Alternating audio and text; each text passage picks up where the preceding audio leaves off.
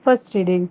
A reading from the Acts of Apostles, chapter 10, verses 25 to 26, 34 to 35, and 44 to 48. And as Peter reached the house, Cornelius went out to meet him, fell at his feet, and did him reverence.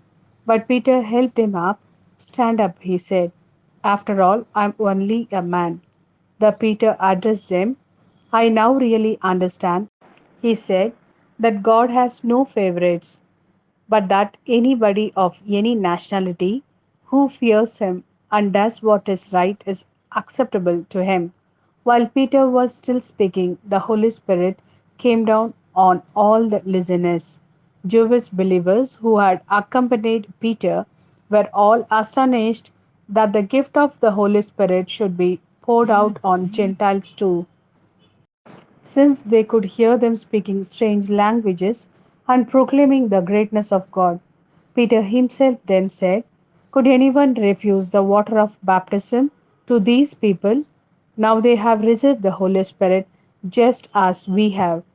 He then gave orders for them to be baptized in the name of Jesus Christ. Afterwards, they begged him to stay on for some days. This is the word of Lord. Thanks be to God. Second reading. A reading from the first letter of St. John, chapter 4, verses 7 to 10. My dear friends, let us love one another, since love is from God, and everyone who loves is a child of God and knows God. Whoever fails to love does not know God, because God is love. This is the revelation of God's love for us, that God sent His only Son into the world that we might have life through him. Love consists in this. It is not we who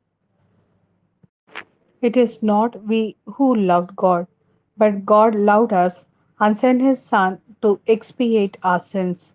This is the word of Lord. Thanks be to God. A reading from the Gospel according to John, chapter 15, verses 9 to 17.